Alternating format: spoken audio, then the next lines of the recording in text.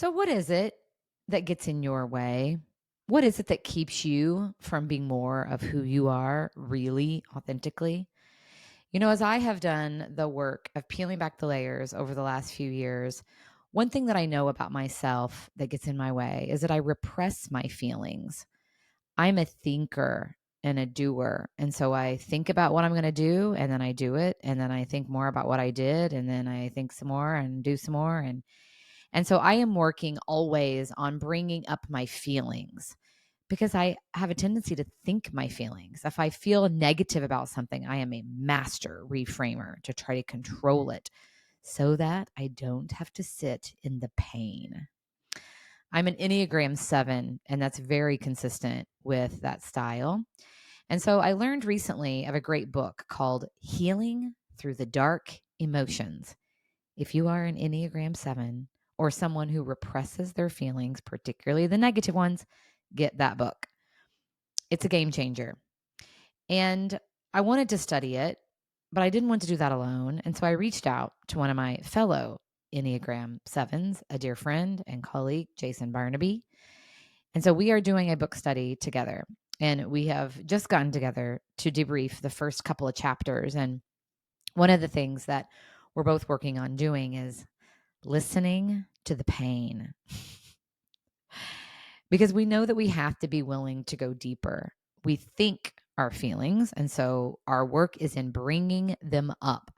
And so the goal as we read this book is to befriend the dark emotions. And Jason gave me such a great way to think of this. He said, think of the dark emotions like anger. Think of them as a new friend that you're getting to know.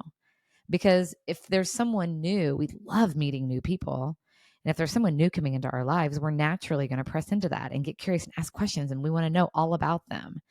And so that is how I'm trying to approach the negative emotions and particularly anger. Because anger for me is a tough one. I do not want to feel angry. And what do I tend to do? I reframe it. I suppress it. I deny it. I focus on something else. I distract myself. I do everything except for sit in it.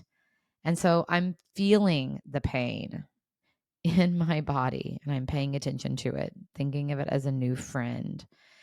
And I came across this awesome C.S. Lewis quote that so is aligned with this. C.S. Lewis famously said, I sat with my anger long enough until she told me that her real name was grief.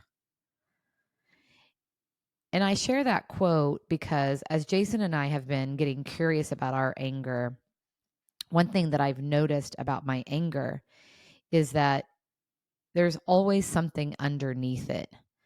There was a situation just a couple of days ago when I felt myself getting so frustrated and angry. And because I'm approaching it as a new friend, I saw it there. Like, okay, what's underneath that? And as I felt a little bit more, I started to feel so sad. And you know what I realized is I really wasn't angry with this person in this situation. I was grieving what wouldn't be. There was a dream there that I thought would be realized that now is not. I've lost that. It's gone forever. And I'm sad about that. I'm not angry. I sat with my anger long enough until she's told me that it was actually grief. And what's helpful about that from a leadership perspective is the action that I take as a result, the thoughts that I have about grief and loss and sadness are very different than the thoughts I have about anger. So here's to recognizing that perhaps your anger isn't really anger at all. Maybe it's something else. Maybe it's jealousy. Maybe it's distrust. Maybe it's sadness. Maybe it's grief, like it was in my situation. The key is taking the time to pay attention, to listen to the pain. What a great way to take care of ourselves and ultimately each other.